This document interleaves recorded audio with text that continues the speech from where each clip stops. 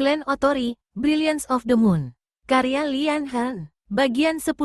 Ryoma kelelahan, tapi dia tak ingin meninggalkan perahunya, dan dia juga tak ingin tinggal sampai hari siang. Kurasa, terlepas dari bualannya, dia sebenarnya ketakutan. Dia ingin pulang ke rumahnya di waktu gelap agar tak seorang pun tahu dari mana dia datang. Aku perintahkan Jiro kembali ke kuil untuk mengambil uang perak yang telah kami janjikan dan makanan apapun yang tersisa. Bila sudah sampai di kastil, kami akan mengirimkan pasukan untuk membersihkan pesisir pantai dari para bandit.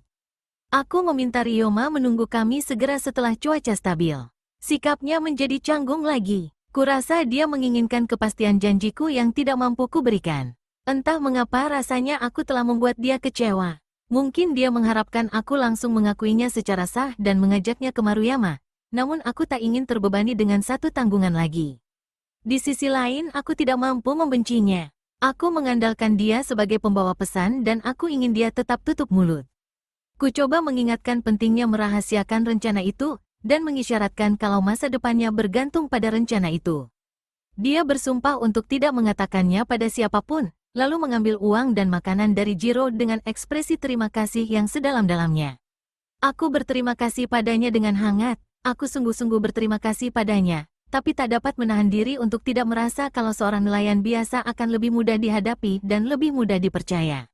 Makoto sangat lega saat aku kembali dengan selamat. Ditemani Jiro, kami menuruni jalan kembali dari pantai dan saat kami berjalan ke kuil, aku menceritakan keberhasilan perjalananku. Dia mendengarkan semuanya sementara kecipak bunyi dayung Ryoma lambat laun menghilang dari pendengaran kami di malam yang gelap ini. Melihat kegembiraan dan harapan wajah mereka, saat Takeo pergi ke pesisir dan Miyoshi bersaudara pergi ke Inuyama, Kaede merasa sakit hati karena ditinggalkan. Hari-hari selanjutnya dia merasa takut dan cemas. Merindukan kehadiran suaminya lebih dari yang bisa dibayangkannya, cemburu pada Makoto yang boleh ikut dengan suaminya sementara ia sendiri tidak boleh, mencemaskan keselamatan tapi juga kesal pada suaminya. Dia lebih mementingkan balas dendam daripada diriku, pikiran itu sering muncul di benak Kaede. Apakah dia menikahiku hanya demi mewujudkan keinginannya untuk balas dendam? Kaede yakin Takeo sangat mencintainya, tapi suaminya itu juga seorang laki-laki, ksatria, dan bila harus memilih, Kaede tahu kalau Takeo akan lebih memilih untuk balas dendam. Aku juga akan melakukan hal serupa jika aku laki-laki, katanya pada dirinya sendiri. Aku bahkan tidak bisa memberinya anak, apa gunanya diriku sebagai perempuan? Mestinya aku dilahirkan sebagai laki-laki. Dapatkah aku bereinkarnasi menjadi laki-laki? Kaede tidak mengungkapkan hal ini pada siapapun karena ia tak mempercayai seorang pun. Sugita dan para tetua yang lain memang sopan, bahkan menyayanginya, namun nampaknya mereka berusaha menjauh. Kaede lalu menyibukkan diri dengan melihat-lihat keadaan rumah, berkuda dengan Amano, dan menyalin catatan yang Takeo titipkan padanya. Setelah terjadi percobaan pencurian, Kaede merasa perlu membuat salinan catatan itu sebagai tindakan pencegahan sambil berharap dapat memahami keinginan Takeo melawan Tribe dan akibat yang ditimbulkan. Kaede merasa terganggu dengan adanya pembantaian dan banyaknya korban setelah Perang Asagawa. Butuh waktu lama untuk membesarkan seseorang, tapi begitu mudahnya mengakhiri hidupnya. Ia takut akan hukuman di kemudian hari, baik dari mereka yang masih hidup maupun dari yang sudah mati. Tapi apalagi yang bisa Takeo lakukan dengan begitu banyak konspirasi yang bertujuan untuk membunuhnya? Kaede pun pernah membunuh dan memerintahkan membunuh. Apakah kehilangan anaknya adalah hukumannya? Keinginannya berubah, kini ia tergerak untuk melindungi, memelihara, dan menciptakan kehidupan, bukan menghancurkannya. Mungkinkah mempertahankan serta memerintah tanpa kekerasan? Kaede menghabiskan waktu dengan merenungi hal ini. Takeo mengatakan akan kembali dalam seminggu, waktu berlalu, dia belum kembali, menimbulkan kecemasan di hati Kaede. Banyak rencana dan keputusan yang mesti diambil tentang masa depan wilayah ini, tapi para tetua terus mengelak dan semua usul yang ia kemukakan pada Sugita dibalas dengan bungkukan hormat sambil memberi saran untuk menunggu kedatangan suaminya. 2 kali Kaede memanggil para tetua untuk menghadiri pertemuan dewan, tapi satu demi satu mereka meminta izin pulang dengan alasan kurang sehat. Luar biasa, semua orang sakit di hari yang sama, ujar Kaede dengan sinis pada Sugita. Aku tak tahu kalau Maruyama sangatlah tidak sehat bagi orang tua.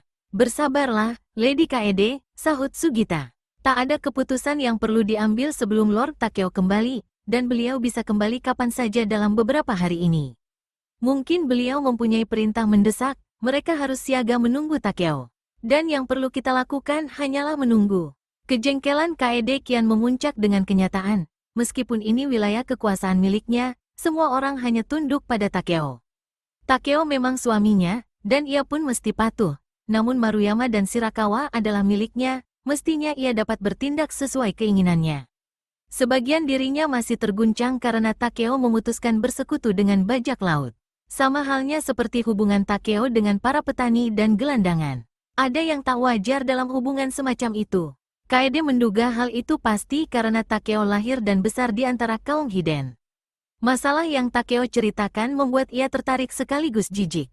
Semua aturan kelas Kaede mengajarkan bahwa darahnya lebih murni dari darah suaminya dan bila dilihat dari keturunannya, derajat Kaede lebih tinggi dari Takeo.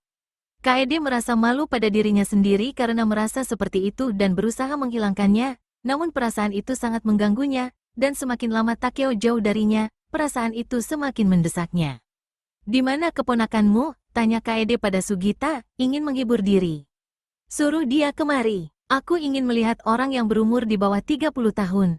Hiroshi bisa menjadi teman yang baik karena dia juga kesal tidak diajak oleh Takeo." Semula anak itu berharap bisa pergi ke Inuyama bersama Kahei dan Gemba.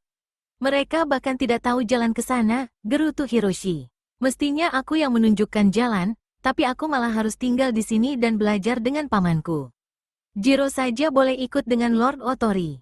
"Jiro jauh lebih tua darimu," ujar Kaede. "Hanya beda 5 tahun. Dan sebenarnya dialah yang harus belajar.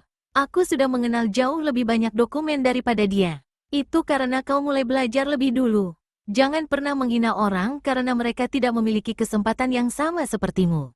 Kaede mengamati Hiroshi, perawakannya agak kecil untuk anak seumurnya, tapi dia kuat dan segalanya serba seimbang, dia akan menjadi laki-laki tampan. "Usiamu hampir sama dengan adikku," ujar Kaede. "Wajahnya seperti Anda?" "Banyak orang bilang begitu, tapi kurasa dia lebih cantik." "Itu tidak mungkin," sahut Hiroshi cepat, membuat Kaede tertawa. Wajah Hiroshi bersemu merah. "Semua orang bilang kalau Lady Otori adalah perempuan tercantik di seluruh penjuru 3 negara." "Apanya yang cantik?" sahut Kaede keras. "Di ibu kota, di istana kaisar, banyak sekali perempuan cantik sehingga membuat para laki-laki menjadi layu saat melihatnya. Mereka tidak boleh keluar ruangan karena jika mereka keluar, seluruh penghuni istana bisa buta." "Bagaimana dengan suami mereka?" tanyanya ragu. "Mereka harus memakai kain penutup mata." Kaede menggoda Hiroshi, kemudian melempar sehelai kain yang tergeletak di sampingnya ke kepala Hiroshi. Kaede mempermainkan bocah itu selama beberapa saat, kemudian Hiroshi berkelit melepaskan diri. Kaede melihat Hiroshi jengkel, ia memperlakukan bocah ini seperti anak kecil, sedangkan dia ingin diperlakukan seperti laki-laki dewasa. "Anak perempuan memang beruntung, mereka tidak harus belajar," ujarnya. "Kedua adikku sangat senang belajar, begitu juga aku. Perempuan juga harus belajar baca tulis seperti halnya laki-laki. Dengan begitu mereka bisa membantu suaminya, seperti aku membantu suamiku. Kebanyakan orang memiliki juru tulis untuk melakukan hal semacam itu, terutama jika mereka tidak bisa menulis." "Suamiku bisa menulis," sahut Kaede dengan cepat, "tapi seperti Jiro, dia mulai belajar saat usianya lebih tua darimu." Hiroshi nampak ketakutan. "Bukan maksudku hendak menjelek-jelekkan beliau. Lord Otori pernah menyelamatkanku dan membalaskan dendam atas kematian ayahku. Aku sangat berutang budi padanya, tapi..." "Tapi apa?" desak Kaede, cemas karena melihat sekilas tanda kesetiaan. "Aku hanya mengatakan padamu apa yang orang-orang katakan," ujar Hiroshi. "Mereka mengatakan kalau Lord Otori itu aneh. Beliau bergaul dengan gelandangan, serta mengizinkan petani ikut bertempur, juga memulai menentang para pedagang tanpa seorang pun tahu tujuannya. Mereka bilang beliau tidak dibesarkan sebagai ksatria dan mereka ingin tahu bagaimana beliau dibesarkan." "Siapa yang mengatakan itu? Penduduk kota?" "Bukan, orang-orang seperti keluargaku. Prajurit Maruyama, ya, dan ada juga yang mengatakan beliau penyihir." Kaede tidak terlalu kaget, hal-hal semacam inilah yang membuat ia mencemaskan Takeo, namun ia gusar karena prajuritnya ternyata tidak setia pada suaminya. "Mungkin Takeo dibesarkan secara kurang wajar," ujar Kaede, "tapi dia adalah orang Otori bila dirunut dari keturunan dan pengakuan sebagai anak Lord Shigeru, sama halnya dengan menjadi suamiku." Kaede akan mencari tahu siapa yang mengatakan itu agar dapat dibungkam. Kau harus menjadi mata-mataku, kata Kaede pada Hiroshi. Laporkan kepadaku siapapun yang memperlihatkan tanda-tanda kesetiaan. Sejak itu Hiroshi datang kepadanya setiap hari, mencurahkan segala yang telah dia amati, serta mengatakan apa yang dia dengar di kalangan ksatria. Bukan sesuatu yang pasti, hanya bisik-bisik, terkadang lelucon, mungkin sekadar obrolan tak berguna antara anggota pasukan yang sedang menganggur. Kaede memutuskan kalau ia tidak akan bertindak apapun sebelum Takeo kembali. Udara panas mulai datang, terlalu panas dan pengap untuk berkuda. Karena tak dapat mengambil keputusan apapun sampai Takeo kembali, dan karena setiap hari menunggu, Kaede menghabiskan waktu dengan berlutut di depan meja tulis berpernis, menyalin catatan tribe. Pintu-pintu dibiarkan terbuka agar hembusan angin masuk ke ruangannya, agar nyanyian serangga yang memekakkan telinga terdengar. Ruangan kesukaan Kaede menghadap ke kolam dan air terjun, di balik warna-warni tanaman azalea, dia bisa melihat rumah teh keperakan yang lekang oleh cuaca. Setiap hari Kaede berjanji pada dirinya untuk membuatkan teh di malam kedatangan Takeo, dan setiap hari pula ia kecewa. Terkadang burung pemakan ikan mendatangi kolam, dan bulunya yang berwarna biru dan jingga untuk sesaat dapat menghibur. Sekali waktu pernah seekor burung bango hinggap di luar beranda, dan Kaede mengira itu pertanda bahwa suaminya akan datang, tapi tetap saja kekasihnya tak kunjung datang. Kaede tidak mengizinkan seorang pun melihat apa yang ia tulis karena menyadari pentingnya catatan itu. Takjub dengan apa yang berhasil Shigeru singkap, dan ingin mengetahui apakah ada mata-mata tribe di kastil. Kaede menyembunyikan catatan yang asli dan salinannya di tempat berbeda setiap hari, dan berusaha sedapat mungkin mengingat tempatnya. Ia pun menjadi terobsesi dengan gagasan jaringan kerja rahasia, memperhatikan tanda-tandanya di mana saja, dan tidak mempercayai siapapun. Luasnya jaringan tribe membuat ia ketakutan, ia tak melihat kemungkinan Takeo bisa lolos dari mereka. Lalu pikiran itu memenuhi benaknya, membayangkan mereka berhasil mengejar suaminya, dan Takeo tergeletak mati di suatu tempat, dan ia tak akan bertemu dengannya lagi. Takeo benar, pikirnya, mereka semua harus dibunuh. Mereka harus dibasmi sampai ke akarnya, karena mereka ingin menghancurkannya. Dan jika mereka menghancurkan Takeo, berarti mereka juga menghancurkan diriku. Wajah Shizuka dan Kenji sering muncul di benaknya.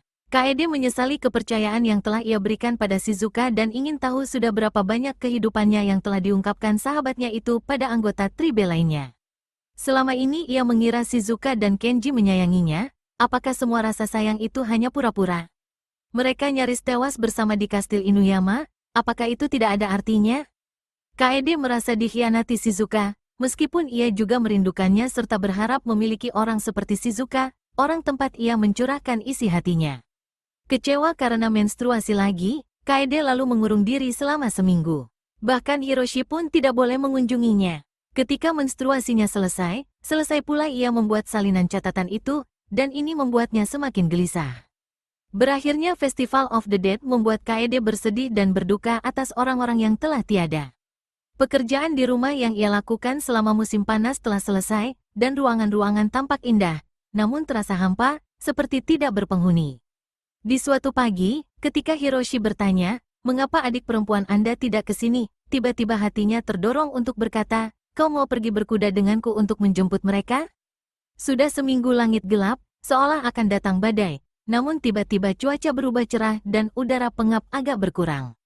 Udara malam lebih dingin dan nampaknya sekarang adalah waktu yang tepat untuk melakukan perjalanan. Sugita berusaha mencegah, bahkan para tetua yang tindakan mereka sukar dipahami pun datang satu demi satu untuk menentang rencananya, tapi Kaede mengacuhkan mereka semua.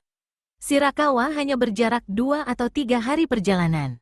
Jika Takeo pulang lebih dulu, dia bisa menyusul. Rencana perjalanan ini bisa membuatnya tak lagi kesal. Kita akan mengirim orang untuk menjemput adik-adikmu, ujar Sugita. Itu gagasan yang bagus, mestinya sudah kupikirkan itu. Aku yang akan jemput mereka. Aku ingin melihat rumahku, sahut Kaede. Gagasan itu memenuhi benaknya, dan Kaede tak mampu menyingkirkannya. Aku belum bicara dengan anak buahku sejak aku menikah. Seharusnya aku sudah pergi berminggu-minggu lalu. Aku harus memeriksa wilayahku dan melihat panen yang sebentar lagi akan tiba. Kaede tidak mengatakan pada Sugita kalau ia punya alasan lain dalam perjalanan ini, satu hal yang terpendam di benaknya selama musim panas. Ia ingin ke gua suci Shirakawa, meminum air sungainya, serta berdoa pada Dewi agar dikaruniai seorang anak. Aku hanya pergi beberapa hari. Kurasa Takeo tidak akan setuju. Dia mempercayai penilaianku atas semua hal, sahut Kaede. Lagi pula, bukankah Lady Maruyama Naomi sering bepergian? Karena Sugita terbiasa menerima perintah dari seorang perempuan, Kaede mampu mengatasi kekhawatiran Sugita. Kaede memilih Amano untuk pergi bersamanya dan sedikit anggota pasukan yang telah mendampinginya sejak ia ke Terayama di musim semi. Setelah mempertimbangkan beberapa hal, Kaede memutuskan untuk tidak mengajak Manami. Dia ingin pergi cepat, menunggang kuda, tanpa formalitas yang harus ditanggungnya jika pergi secara terang-terangan.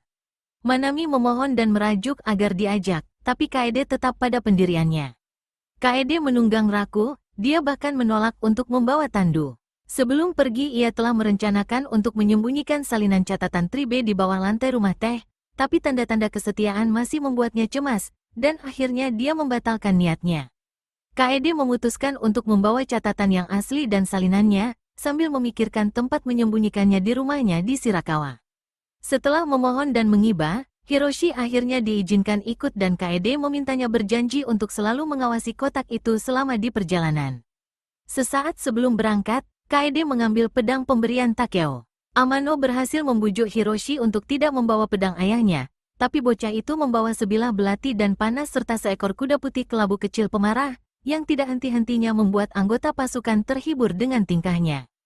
Kuda itu 2 kali berputar-putar dan melompat ke sana kemari, berjalan ke rumah, sampai bocah itu berhasil mengendalikannya kemudian bergabung bersama pasukan dengan wajah yang membiru karena marah. Kuda yang tampan, tapi belum berpengalaman, ujar Amano. Dan kau membuat dia tegang.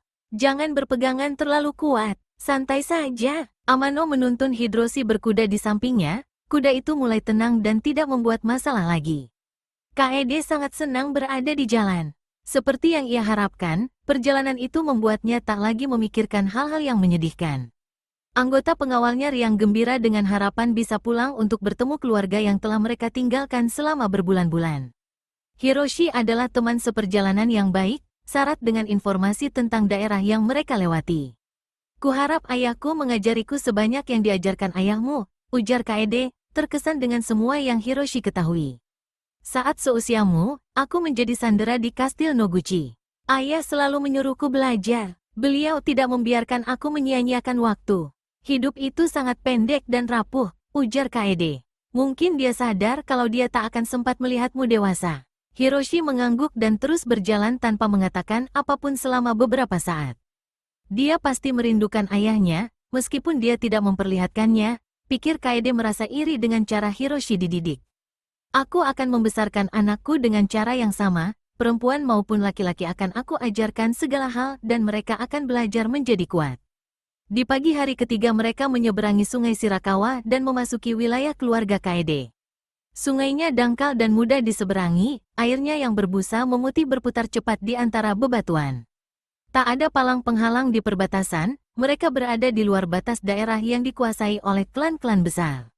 Para ksatria di wilayah ini bersekutu dengan Kumamoto atau Maruyama, namun mereka tidak pindah ke kota kastil, lebih memilih tinggal dan berocok tanam di tanah mereka sendiri, sehingga dengan sendirinya hanya membayar pajak dalam jumlah kecil. Belum pernah aku pergi hingga ke Shirakawa, ujar Hiroshi saat kuda-kuda menyeberangi sungai. Ini jarak terjauh dari Maruyama yang pernah kulewati. Kini giliranku yang memandumu, ujar Kaede, dan dengan senang ia menunjukkan tempat penting di wilayahnya. Nanti akan kuajak kau ke sumber air sungai ini, ke gua-gua yang sangat indah, hanya saja, kau tidak boleh ikut masuk. Kenapa? Tanya Hiroshi, tempat suci itu hanya untuk perempuan. Laki-laki tidak boleh masuk. Kaede bersemangat untuk segera tiba di rumahnya. Selama di perjalanan ia mengamati semua yang dilewati, keadaan tanah, perkembangan panen, kondisi lembu dan anak-anak. Dibandingkan setahun lalu, sewaktu ia pulang dengan Shizuka, banyak hal yang berkembang, tapi masih banyak tanda-tanda kemiskinan. Aku telah mengabaikan mereka, pikir Kaede merasa bersalah.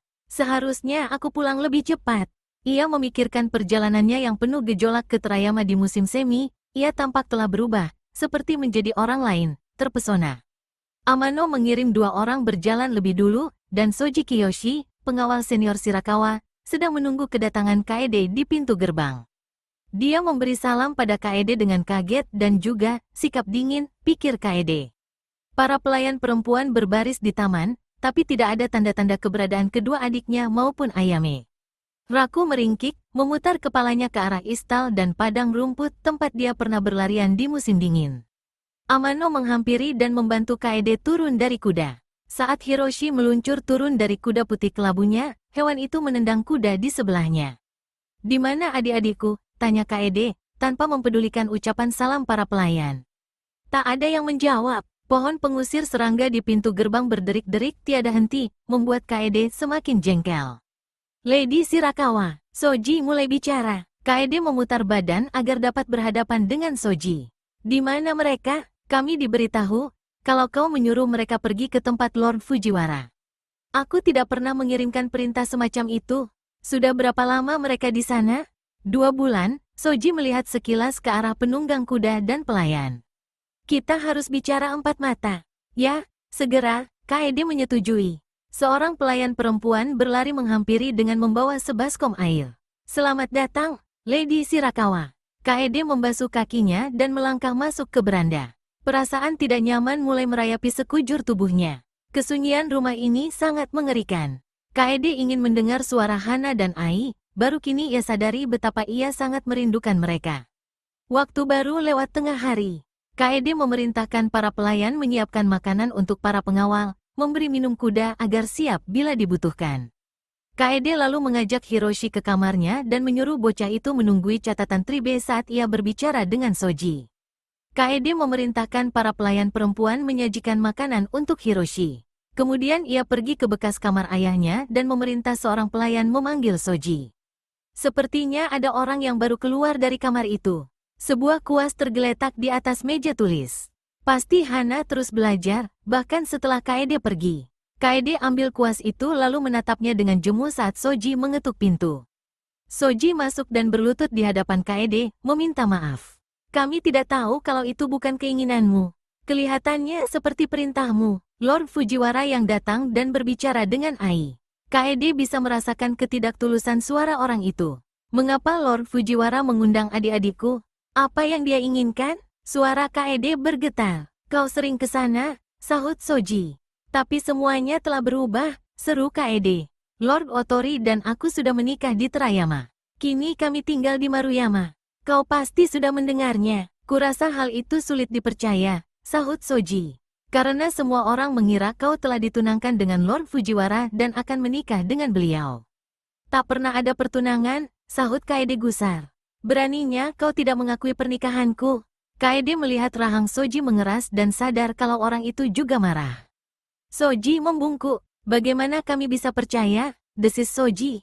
"Kami mendengar pernikahanmu dilakukan tanpa restu, tak seorang pun anggota keluarga yang hadir.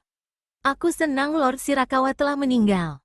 Beliau bunuh diri karena rasa malu akibat ulahmu, tapi setidaknya beliau tidak harus menanggung malu yang baru terjadi ini." Soji terdiam. Mereka saling berpandangan. Kaede kaget dengan semburan kata-kata Soji. "Aku harus bunuh dia," pikir Kaede ketakutan. "Dia tak boleh menghinaku seperti itu. Tapi aku membutuhkannya, siapa lagi yang bisa mengurus semuanya di sini untukku?" Rasa takut merasuki dirinya, ketakutan kalau Soji akan merebut kekuasaannya, memanfaatkan kemarahan untuk menutupi ambisi dan keserakahannya. Kaede ingin tahu apakah Soji telah menguasai pasukan yang ia rekrut bersama Kondo di musim dingin lalu. Kaede berharap Kondo ada di sini bersamanya, ia merasa lebih bisa mempercayai orang Tribe daripada pengawal senior ayahnya. Tak seorang pun bisa menolongnya. Sambil berusaha menyembunyikan rasa takut, Kaede terus menatap Soji sampai orang tua itu menunduk. Soji berhasil menguasai diri kembali, menyeka air ludah dari mulutnya. "Maaf, aku telah mengenalmu sejak lahir. Sudah menjadi tugasku untuk mengatakannya, meskipun itu menyakitkan bagiku. Sekali ini aku memaafkanmu," sahut Kaede. "Tapi justru kau yang mempermalukan ayahku dengan tidak menghormati pewarisnya. Jika kau bicara seperti itu lagi, aku akan memerintahkanmu untuk bunuh diri." "Kau hanyalah seorang perempuan," sahutnya, berusaha menenangkan, namun itu justru semakin membuat Kaede gusar. "Tak seorang pun yang membimbingmu." "Ada suamiku," sahut Kaede cepat. Tak ada yang bisa kau maupun Lord Fujiwara lakukan untuk mengubahnya. Sekarang datangi dia dan katakan kalau adik-adikku harus segera pulang. Mereka akan ikut denganku ke Maruyama. Soji segera pergi. Terguncang serta gelisah, Kaede tidak bisa duduk tenang menunggu Soji kembali. Dia memanggil Hiroshi dan mengajaknya berkeliling rumah juga taman, sementara ia memeriksa semua perbaikan yang telah ia lakukan selama musim gugur. Burung ibis dengan jambul warna-warni sedang mematuk makanan di tepi sawah dan pekikannya seperti membentak saat mereka berdua melewati wilayah burung-burung itu. Kemudian Kaede menyuruh Hiroshi mengambil catatan Tribe, dengan masing-masing membawa satu catatan, mereka berjalan melewati hulu sungai Shirakawa, atau Sungai Putih, yang sumber airnya muncul dari bawah bukit. Kaede tak akan menyimpan catatan itu di tempat yang dapat Soji temukan, ia tak akan mempercayakan benda itu pada manusia. Ia telah memutuskan untuk menitipkannya pada Sang Dewi. Tempat suci itu, seperti biasa, membuat Kaede tenang, namun atmosfer suci dan tidak lekang waktu lebih mempesonanya ketimbang membangkitkan semangatnya. Di bawah lengkungan pintu masuk gua, sungai mengalir pelan dan tenang di kolam yang dalam dengan air yang berwarna kehijauan, tidak sesuai dengan nama sungainya, dan bebatuan kapur berbentuk melingkar yang memancarkan cahaya layaknya mutiara di keremangan. Sepasang suami istri yang mengurus kuil menyambut. Meninggalkan Hiroshi bersama pelayan laki-laki, Kaede berjalan dengan pelayan perempuan, masing-masing membawa satu kotak. Lampu dan lilin telah dinyalakan di dalam gua besar, dan bebatuan yang lembab nampak berkilauan. Raungan sungai menenggelamkan semua suara di sekelilingnya. Mereka melangkah di bebatuan dengan hati-hati, melewati jamur raksasa, melewati air terjun yang membeku, melewati tangga, semuanya dibentuk oleh air kapur, hingga mereka tiba di bebatuan yang berbentuk patung dewi dengan air yang menetes layaknya air susu ibu. Kaede berkata, aku harus memohon pada Sang Dewi agar melindungi benda berharga ini untukku. Sampai aku mengambilnya, kedua benda ini harus tetap di sini selamanya bersama Sang Dewi. Perempuan tua itu mengangguk dan membungkuk hormat. Di balik batu, dinding guanya telah dilubangi, sangat tinggi di atas permukaan air sungai. Mereka memanjat ke atas bebatuan lalu menaruh catatan itu di dalamnya. Di dalam lubang itu Kaede melihat berbagai benda yang dipersembahkan kepada Sang Dewi. Ia ingin tahu cerita apa di balik semua benda itu dan apa yang terjadi dengan para perempuan yang meletakkan semua benda itu di sana. Tercium aroma lembab dan kuno. Sebagian dari benda itu mulai membusuk, bahkan ada yang sudah busuk. Akankah catatan Tribe membusuk di bawah pegunungan ini? Udara yang dingin dan lembab membuat Kaede menggigil. Ketika meletakkan kotak itu, tiba-tiba tangannya terasa hampa dan ringan. Kaede merasa kalau Sang Dewi tahu apa yang ia inginkan, bahwa tangannya yang kosong, rahimnya kosong akan segera terisi. Kaede berlutut di depan batu dan menangkup air kolam yang alirannya berpusat di bagian dasar. Airnya terasa selembut susu. Perempuan tua yang berlutut di belakang Kaede mulai melantunkan doa yang sangat kuno hingga Kaede tidak mengerti kata-katanya, namun lantunan doa itu merasuk dan berbaur dengan keinginannya. Patung berbentuk seperti orang itu tak bermata dan tak berwajah, tapi Kaede seakan dapat merasakan tatapan lembut Sang Dewi. Ia teringat penampakan dan perkataan Sang Dewi dalam mimpinya saat di Terayama, bersabarlah, dia akan datang padamu. Kata-kata itu sempat membuat ia bingung. Tapi kemudian ia paham kalau sekarang artinya, dia akan kembali. Tentu saja dia akan pulang. Aku akan bersabar, Kaede bersumpah lagi. Begitu adik-adikku ada di sini, kami akan segera pergi ke Maruyama. Dan ketika Takeo pulang, aku akan hamil.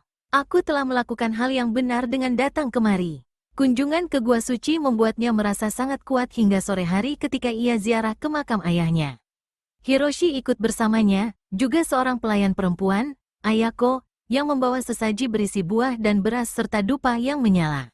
Abu ayah Kaede dimakamkan di antara makam leluhurnya, para pemimpin Shirakawa. Di bawah naungan pohon cedar yang besar, udara terasa dingin dan suram. Ranting pohon berdesis ditiup angin, membawa serta jeritan jangkrik. Selama bertahun-tahun gempa telah menggeser tiang dan pilar, dan tanahnya terangkat seakan semua mayat di sini berusaha keluar dari makam. Makam ayahnya masih utuh. Kaede mengambil sesaji dari tangan Ayako kemudian menaruhnya di depan batu nisan. Menepukkan tangannya serta membungkuk untuk memberi hormat. Ia takut mendengar atau melihat arwah ayahnya, ia ingin menenteramkannya. Ia tak bisa berpikir tenang tentang kematian ayahnya. Ayahnya memang ingin mati, namun tak berani bunuh diri. Shizuka dan Kondo telah membunuhnya. Apakah itu pembunuhan? Kaede menyadari andilnya dalam kematian ayahnya, rasa malu yang harus ditanggung ayahnya. Apakah kini roh ayahnya akan menuntut balas? Clan Otori, Brilliance of the Moon. Karya Lian Han. Bagian 11. Kaede mengambil mangkuk berisi dupa dari Ayako dan membiarkan asapnya melayang di atas makam dan juga di wajah serta tangannya untuk menyucikan dirinya. Kemudian Kaede meletakkan mangkuk itu dan menepuk tangan lagi sebanyak 3 kali. Angin berhenti berhembus, jeritan jangkrik tak terdengar lagi dan bumi terasa bergetar pelan di kakinya. Tanah tempatnya berpijak bergetar, pohon-pohon bergoyang. Gempa, seru Hiroshi di belakang Kaede ketika Ayako berteriak ketakutan. Meskipun hanya gempa kecil, dan tak ada gempa susulan, tapi Ayako gugup dan gelisah selama perjalanan pulang. Arwah ayah Anda berbicara pada Anda, gumamnya pada Kaede. Apa yang dikatakannya? Beliau menyetujui semua yang kulakukan, sahut Kaede dengan keyakinan yang sama sekali tak ia rasakan. Sebenarnya gempa kecil tadi membuat ia terguncang. Ia takut pada kemarahan ayahnya, merasakan arwah ayahnya yang sakit hati menghancurkan semua yang telah ia alami di Gua Suci, di bawah kaki Sang Dewi. Terpujilah surga, ucap Ayako, lalu bibirnya terkatup rapat dan sepanjang malam terus menatap Kaede dengan rasa gelisah. Oh ya, tanya Kaede pada Ayako saat mereka makan bersama, di mana Tsunoda, keponakan Akita? Pemuda itu datang bersama pamannya musim dingin lalu dan Kaede jadikan dia sebagai tawanan di rumah Soji. Kaede merasa kalau ia membutuhkan anak itu sekarang. Dia pulang ke Inuyama, sahut Ayako. Apa, Soji telah melepaskan sanderaku? Kaede tak percaya kalau pengkhianatan Soji sudah sejauh itu. Menurut kabar, ayahnya sakit, jelas Ayako. Kepergian sandera itu semakin mengurangi kekuatan Kaede. Hari menjelang malam ketika Kaede mendengar suara Soji di luar. Hiroshi ikut bersama Amano yang hendak menemui keluarganya dan menginap di sana, dan Kaede sedang menulis di kamar ayahnya, mempelajari catatan tentang tanah miliknya. Ia bisa melihat banyak tanda-tanda salah urus, dan saat tahu Soji kembali dari rumah Fujiwara sendirian, kemarahan Kaede memuncak. Ketika Soji menemui Kaede, Ayako menyajikan teh, tapi Kaede telah kehilangan selera minum teh. Di mana adik-adikku? Tanya Kaede. Soji meminum tehnya sebelum menjawab. Dia nampak kepanasan serta kelelahan. Lord Fujiwara senang kau sudah kembali, sahutnya. Beliau kirim salam dan meminta Lady Kaede mampir ke rumahnya besok. Beliau akan mengirim tandu dan seorang pendamping. Aku tidak berniat pergi ke rumahnya, bentak Kaede, berusaha agar tetap sabar. Kuharap adik-adikku dikembalikan besok agar kami dapat segera ke Maruyama. Kurasa adik-adikmu tidak ada di sana, sahut Soji. Detak jantung Kaede langsung berhenti. Di mana mereka? Lord Fujiwara meminta agar Lady Shirakawa jangan panik. Mereka sangat aman dan beliau akan memberitahu di mana mereka saat Lady mengunjunginya besok. Berani benar kau menyampaikan pesan seperti ini kepadaku? Ia merasa suaranya begitu pelan sehingga ia tidak yakin terdengar oleh Soji.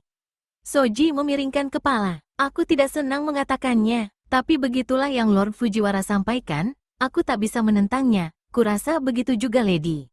Artinya kedua adikku disandera, kata Kaede pelan. Soji tidak langsung menjawab, dia hanya berkata, aku akan mempersiapkan perjalananmu besok. Bolehkah aku turut menemani? Tidak, pekiknya. Dan kalaupun harus pergi, aku akan menunggang kuda. Aku tak akan menunggu tandu darinya. Katakan pada Amano kalau aku akan menunggang kuda abu-abuku dan dia harus ikut denganku. Sejenak Kaede berpikir kalau Soji akan menentang, tapi orang itu membungkuk hormat, mematuhi tanpa protes sedikit pun. Setelah kepergian Soji, pikiran Kaede kacau balau.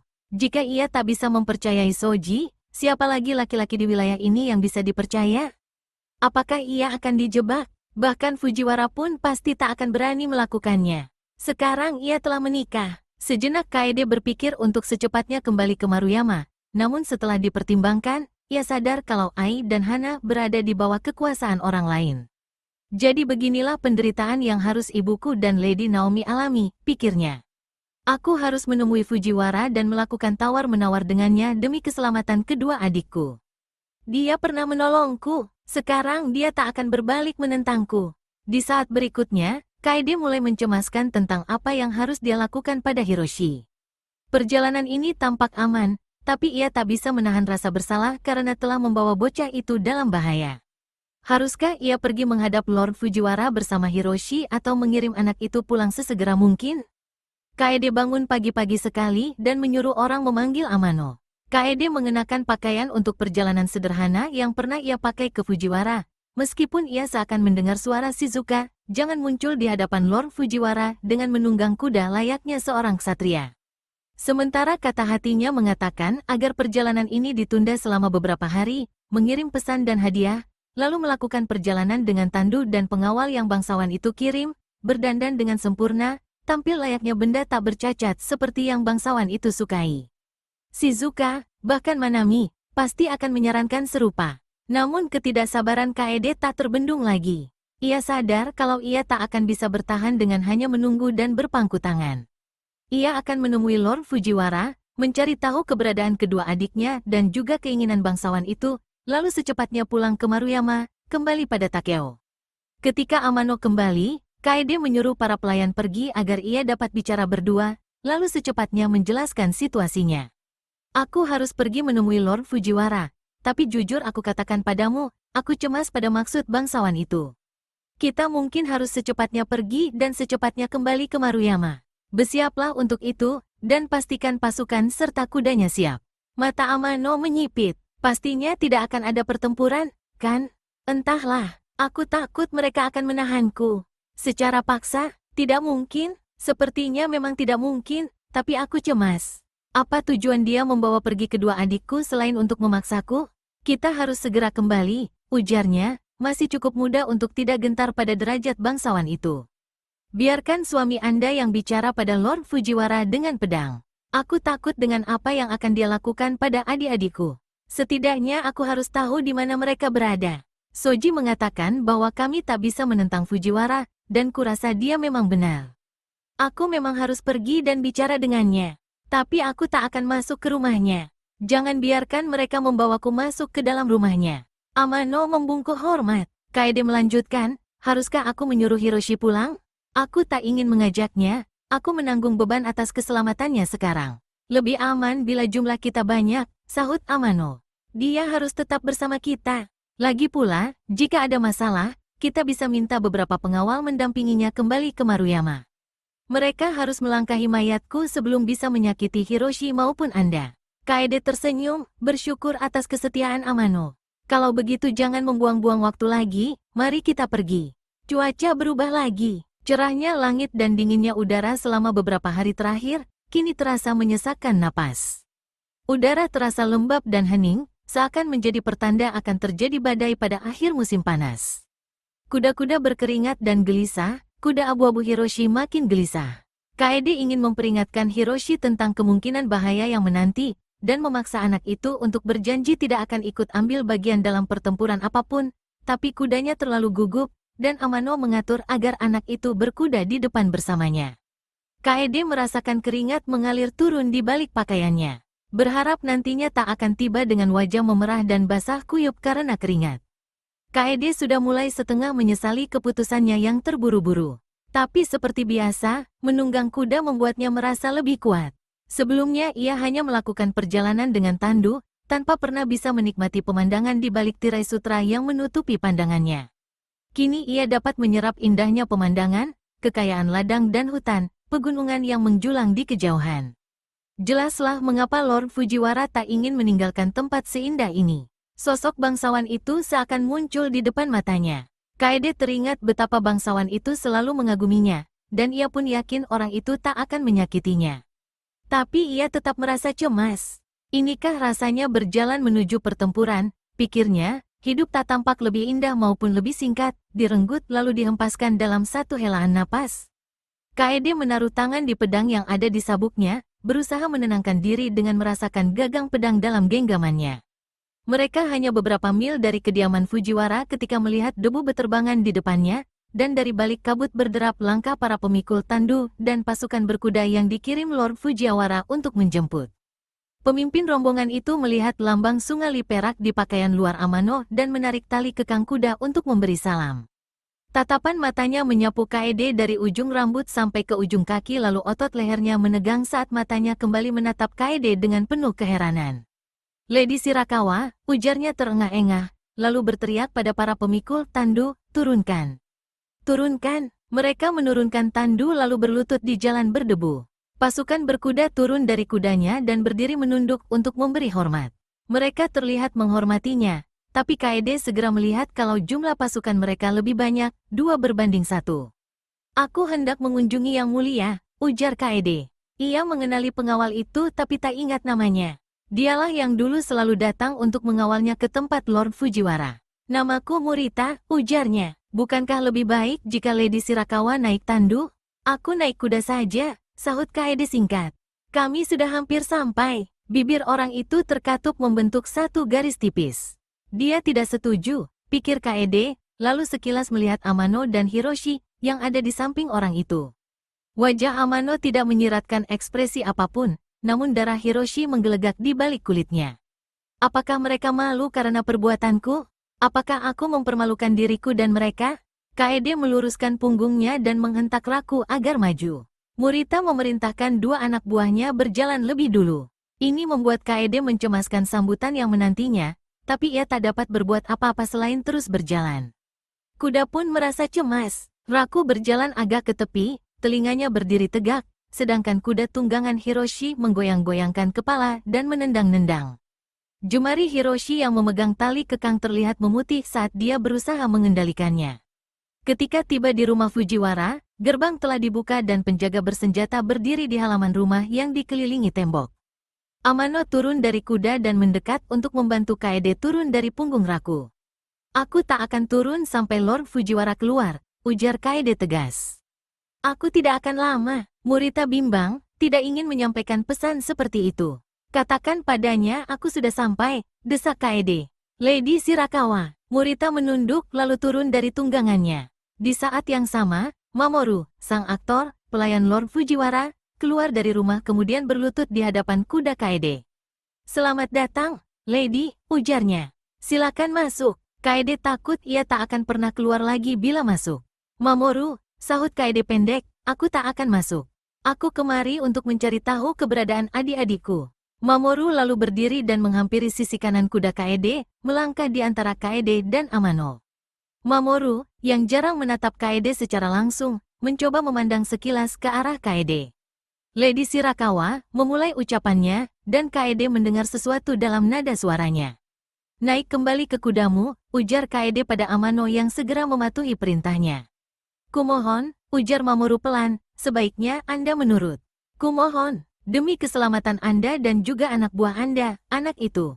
Jika Lord Fujiwara tidak keluar untuk bicara padaku dan tidak mengatakan apa yang ingin ku ketahui, berarti aku tak ada urusan lagi di sini. Kaede tidak melihat siapa yang memberi perintah. Ia hanya menyadari selama beberapa saat kalau Mamoru dan Murita saling menatap. Pergi, pekik Kaede pada Amano, dan berusaha membelokkan kepala Raku, tapi Murita memegang tali kekang Raku. Kaede condong ke depan, menarik pedang dan memaksa Raku mundur. Raku menggeleng-gelengkan kepala berusaha melepaskan diri dari pegangan Murita lalu berdiri dengan bertumpu pada kedua kaki belakang dan menghantam dengan kaki depannya. Kaede mengayunkan pedang ke arah Murita dan melihat pedangnya mengiris tangan orang itu.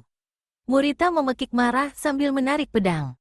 Kaede mengira Murita akan membunuhnya, tapi ternyata tangan orang itu menyambar ke Kang Raku lagi, memiting kepalanya. Kaede merasakan sesuatu menghempas dan menendang di belakangnya, ternyata kuda Hiroshi yang panik. Mamoru tidak henti-hentinya menarik pakaian Kaede, meneriakkan namanya, memohon Kaede menyerah. Di atas Mamoru, Kaede melihat Amano menarik pedang, tapi belum sempat dia menggunakannya, anak panah menembus dadanya. Kaede melihat mata Amano yang terbelalak, lalu darah mulai keluar bergelembung di tiap tarikan napasnya, dan dia pun jatuh terjerembab. Tidak, jerit Kaede. Pada saat bersamaan, dengan kemarahan yang tak terbendung lagi, Murita menikam dada Raku yang tidak terlindung. Kuda itu memekik kesakitan dan ketakutan, darahnya menyembur. Saat Raku terhuyung dengan kaki berayun dan kepala menunduk, Murita menangkap dan menyeret Kaede dari punggung Raku. Sekali lagi Kaede mengayunkan pedang ke Murita, tapi kudanya terjatuh, menariknya ke bawah, sehingga tebasannya tak bertenaga. Murita menyambar pergelangan tangan Kaede dan dengan sekuat tenaga memiting hingga pedang terlepas dari tangan Kaede. Tanpa berkata sepatah kata pun, Murita separuh menyeret, separuh membopong Kaede ke dalam rumah. Tolong, Tolong, teriak Kaede sambil berusaha menengok ke arah pasukannya. Namun serangan yang terjadi dengan begitu cepat dan kejam itu telah membuat mereka semua mati atau sekarat. Hiroshi, pekiknya, mendengar dentuman tapak kaki kuda. Hal terakhir yang dia lihat sebelum Murita membawanya ke dalam adalah kuda putih kelabu itu meloncat-loncat, membawa bocah itu pergi tanpa bisa dikendalikannya. Kejadian itu membuat Kaede agak lega. Murita menggeledah Kaede untuk mencari senjata lain, dan menemukan belati, marah karena lengannya terluka, membuat Murita bersikap kasar. Mamoru berlari di depan mereka untuk membuka pintu saat Murita membawa Kaede ke kamar tamu. Saat dibebaskan, Kaede terjatuh ke lantai, menangis terisak dengan rasa geram dan sedih. Raku, isaknya, berduka seakan ia telah kehilangan anaknya. Ia menangisi Amano dan para pengawalnya yang kini dijemput ajal. Mamoru berlutut di sampingnya, mengoceh, maaf, Lady Shirakawa. Anda harus menyerah, tak seorang pun akan menyakiti Anda. Percayalah, kami semua sayang dan hormat pada Anda. Kumohon tenangkan diri Anda. Ketika Kaede menangis lebih memilukan lagi, Mamoru berkata pada pelayan, panggil tabib Ishida. Tak lama kemudian Kaede menyadari kehadiran sang tabib yang sedang berlutut di dekatnya. Kaede mendongak dan menatap tajam si tabib. Lady Shirakawa, tabib itu mulai bicara, tapi Kaede memotong kalimatnya. Namaku Otori, aku sudah menikah. Kebiadaban apa ini? Jangan biarkan mereka menahanku di sini. Kau akan meminta mereka untuk agar segera melepasku. Aku berharap bisa melakukannya, sahutnya dengan suara pelan. Tapi kami semua di sini menggantungkan hidup pada Yang Mulia Lord Fujiwara, bukan atas kehendak kami sendiri. Apa yang dia inginkan dariku? Mengapa dia lakukan semua ini? Dia menculik adik-adikku, membunuh semua anak buahku. Air mata berlinang lagi di wajahnya. Dia tidak perlu membunuh kudaku. Kaede tersiksa oleh isak tangisnya. Ishida menyuruh pelayan mengambil ramuan di kamarnya dan juga mengambilkan air panas. Kemudian dia memeriksa Kaede dengan lemah lembut. Memeriksa keadaan mata dan urat nadi Kaede. Maaf, ujarnya, tapi aku harus tahu apakah Anda sedang hamil. Mengapa kau harus tahu? Itu tidak ada hubungannya denganmu. Yang Mulia hendak menikahi Anda. Beliau merasa telah bertunangan dengan Anda dan telah mendapat restu Kaisar dan Lord Arai. Kami tidak pernah bertunangan, isak Kaede. Aku telah menikah dengan Otori Takeo. Ishida berkata dengan lembut, aku tak dapat membahas hal ini. Nanti Anda akan bertemu langsung dengan Yang Mulia. Tapi sebagai tabib, aku harus tahu apakah Anda sedang hamil. Bagaimana jika aku sedang hamil? Kita harus menyingkirkan janinnya. Saat tangis Kaede meledak karena sedih, Ishida berkata, Lord Fujiwara telah memberi banyak kelonggaran pada Anda. Beliau bisa saja membunuh atas kesetiaan Anda. Beliau akan memaafkan, lalu menikahi Anda, tapi tak akan memberi namanya untuk anak dari laki-laki lain. Kaede tak menjawab selain makin terseduh-seduh. Pelayan kembali dengan ramuan dan ketel teh, lalu Ishida menyeduh ramuan. Minumlah, pintanya pada Kaede. Ini akan membuat Anda tenang. Andai aku menolak, sahut Kaede, tiba-tiba duduk dan merenggut mangkuk tehnya dari Ishida. Kaede memegang dengan tangan terentang seakan hendak menuangnya ke tikar. Andai aku menolak makan dan minum, akankah dia mau menikahi mayatku? Itu berarti kedua adik Anda akan mati, atau mungkin lebih buruk lagi, sahutnya. Maaf, aku tidak senang maupun bangga menjalani situasi seperti ini. Yang dapat kulakukan hanyalah bersikap jujur pada Anda. Jika Anda patuh pada keinginan Yang Mulia, Anda dapat mempertahankan kehormatan dan nyawa kedua adik Anda. Kaede menatap tabib itu lama sekali. Perlahan ia mendekatkan mangkuk teh ke bibir. Aku tidak hamil, sahutnya, lalu meneguk teh itu sampai habis. Ishida duduk di dekat Kaede yang mulai mati rasa, dan ketika ia sudah tenang, Ishida menyuruh pelayan mengantar ke rumah mandi untuk membersihkan darah dari tubuhnya. Sewaktu Kaede selesai mandi dan berpakaian, ramuan obatnya telah mengurangi kesedihannya, dan kejadian pembantaian yang terjadi sebelumnya kini terasa seperti mimpi. Sore harinya dia bahkan sempat tertidur sebentar, sambil mendengarkan lantunan doa rahib yang sedang menyingkirkan pencemaran akibat kematian dan untuk mengembalikan kedamaian serta keharmonisan rumah. Ketika terbangun dan sadar dirinya berada di kamar yang tidak asing baginya, ia berpikir, aku berada di rumah Fujiwara. Sudah berapa lama aku di sini? Aku harus memanggil Shizuka dan bertanya padanya. Kemudian ia teringat, tanpa perlu berusaha, apa yang telah terjadi. Waktu beranjak senja, akhir yang tenang dari hari yang panjang dan berat. Ia bisa mendengar langkah ringan para pelayan dan bisikan mereka. Seorang pelayan datang ke kamar membawa sebaki makanan. Kaede mengambilnya dengan lesu, tapi aroma makanan membuat ia mual dan segera menyuruh agar makanan itu disingkirkan. Si pelayan kembali dengan membawa teh. Dia datang bersama seorang perempuan setengah baya dengan mata yang sipit dan tatapan yang keji. Bila dilihat dari pakaian dan perilakunya yang sopan, perempuan itu tidak mirip pelayan. Perempuan itu memberi hormat, lalu berkata, "Namaku Ono Riko, sepupu mendiang istri Lord Fujiwara. Aku yang mengurus rumah ini. Yang mulia Lord Fujiwara menyuruhku menyiapkan upacara pernikahan. Dengan kebaikan hati Anda, sudilah kiranya menerimaku." Dia menunduk lagi sampai ke lantai dengan sikap formal. Secara naluriah Kaede merasa tidak suka pada perempuan di depannya itu. Penampilannya tidak menyenangkan, ia membayangkan Fujiwara membuat orang-orang di sekitarnya menderita dan Kaede merasakan kebanggaan diri maupun ketidaksimpatikan karakter perempuan itu. "Boleh aku memilih?" tanya Kaede dingin. Riko tertawa hingga badannya agak bergetar saat dia duduk tegak. "Aku yakin Lady Shirakawa akan berubah pendapat tentang diriku. Aku hanyalah orang biasa tapi ada banyak hal yang dapat kusarankan." Dia menuangkan teh sambil berkata, "Tabib Ishida ingin kau minum teh ini. Dan karena sekarang adalah malam pertama bulan ini, Lord Fujiwara akan menemuimu untuk melihat bulan. Minumlah dan akan kupastikan penampilanmu rapi." Kaede meminum tehnya sedikit-sedikit, berusaha agar tidak meneguknya sampai habis meskipun ia sangat haus. Ia bersikap tenang, merasakan denyut aliran darah di balik pelipisnya. Ia takut bertemu dengan bangsawan itu, takut pada kekuasaan orang itu atas dirinya. Kekuasaan yang digenggam laki-laki terhadap perempuan, di semua aspek kehidupan perempuan. Ia merasa tak akan sanggup melawan kekuasaan itu.